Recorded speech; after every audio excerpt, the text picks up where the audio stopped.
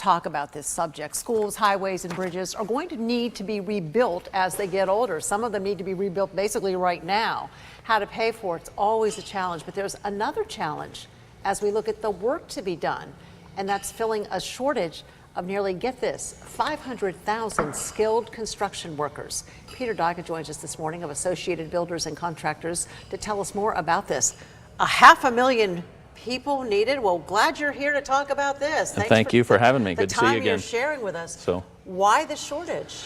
Well, I think in part because we've done a really bad job, I think, as a culture and as an industry, promoting the good quality jobs that are available, in the trades. We're kind of a culture now that says everybody has to go the traditional route.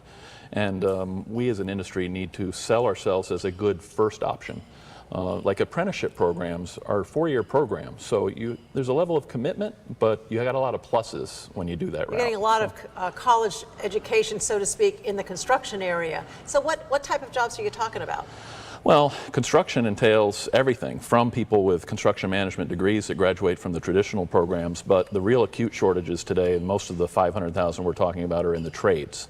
So your mechanical, electrical, plumbers, carpenters, roofers, I mean, you name it. So mechanical and all that, you don't have to go to college, but you get this 4-year so-called degree by being on the job with an apprenticeship. That's exactly right. So an apprenticeship program means that you're working, so you're earning money while you're in your program, and according to state and federal law, the student actually can't be charged for their education and apprenticeship, so your employer is actually paying for that as well. Well, that's kind of a win-win. It is a win-win, and when you graduate, you will actually be making more on average than somebody who graduated the traditional route with a bachelor's degree. So, and the truth is, half of students don't graduate, almost half don't graduate high school, and of the ones that go to college, almost half of them don't finish their college degree. So most of the jobs of the future are this non-traditional route, career and technical education route. Well, the good news to that is there seems to be a lot of jobs available if you're talking about 500,000 jobs. You're right. I mean, that's the shortage right now as we speak, and of course there's growth in the industry, so that's only going to increase. And if we pass $1 trillion in infrastructure spending, which is being talked about now, that's going to just add to that shortage. Okay, so some of these jobs, though, might require a college degree, like project management, safety. So, I mean, those jobs are out there, too. Absolutely. Organizations like Associated Builders and Contractors have student chapters at schools like FIU that have construction management programs. So, yes.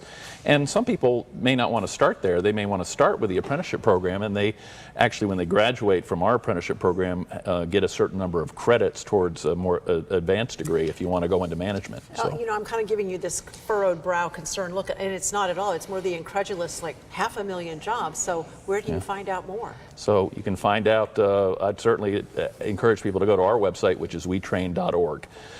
We have not just apprenticeship programs, but a program called craft training program as well. So even if you're not employed in the industry, we'll help you find a job. All right, it's on our website too, wptv.com. Look at the As Seen On, and you'll see this interview, and you can get the information. And you heard the final words from Peter Dyga. They'll help you find something if they don't have it for you at all. My goodness, that's a win-win. Thanks for helping us spread the word. Thanks for sharing all the info and you coming in to spread the word. We really appreciate it. You're welcome. Thank you.